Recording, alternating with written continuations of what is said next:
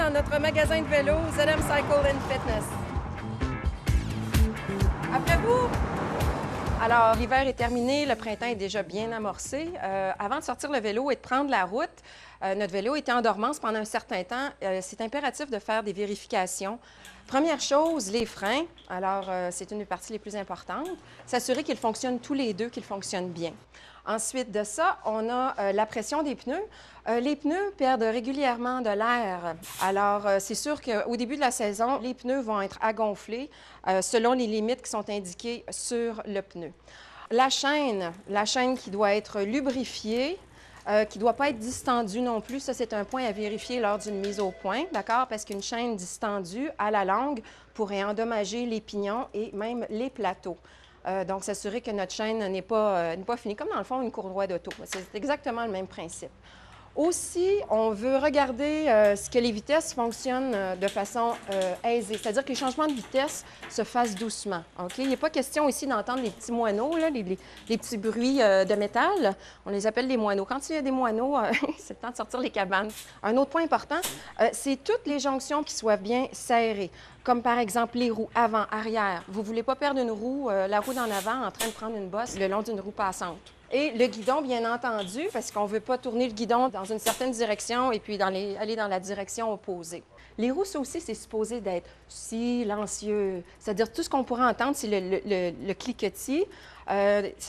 Donc, il faut éviter qu'il y ait de la friction au niveau des patins de frein et aussi que la roue soit droite, OK? Parce que si votre roue n'est pas droite, ça peut entraîner ça peut forcer ici les rayons et puis à la limite, les rayons peuvent se casser. Des rayons cassés, éventuellement, c'est la roue qu'il va falloir remplacer.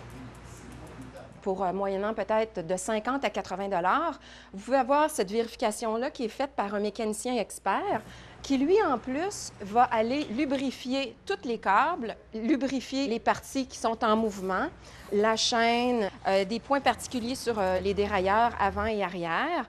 Il va aussi ajuster les rayons qui ne sont peut-être pas centrés. Parlons cadenas. Alors, un sujet crucial ici, dans une grande ville comme Toronto, en matière de vélo. Bon, semble-t-il que le U comme ça offre une meilleure protection parce qu'on peut prendre la roue arrière avec le cadre tout ensemble et avec, bien sûr, le support pour verrouiller le vélo.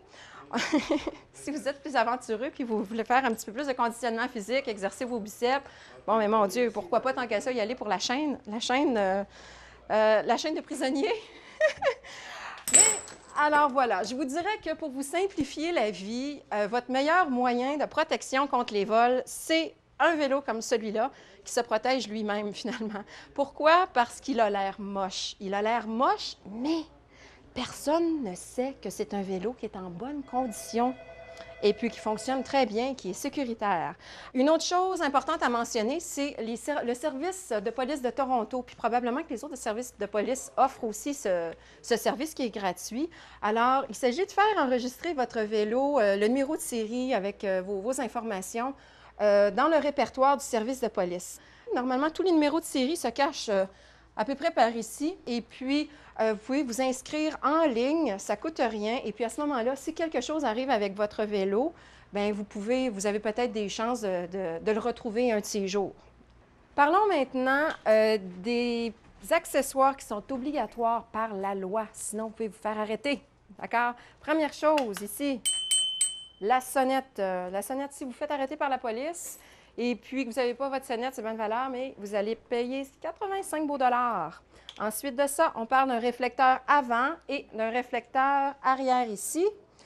Et puis, si vous décidez de faire une petite croisière de pleine lune le soir, alors c'est impératif d'avoir une lumière en avant et une lumière en arrière, comme ça ici, et que ces deux lumières-là soient allumées une demi-heure avant le crépuscule et même une demi-heure après l'aube.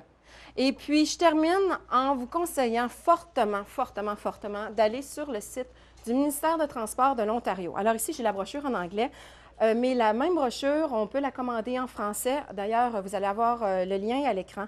Ce petit guide-là touche à tout. Il touche aux accessoires, touche à la conduite, à la loi. Alors, puis il y a même aussi un autre lien qui va apparaître au bas de l'écran qui est un petit guide en ligne pour les enfants. Donc, vous pouvez regarder le guide avec vos enfants tout en vous amusant parce qu'il y a une petite tournure avec des petits bonhommes, là. En tout cas, c'est très, très divertissant pour les enfants puis ça permet de passer un message également. Alors là-dessus, je vous souhaite une bonne route à vélo sur les routes de l'Ontario. Au revoir!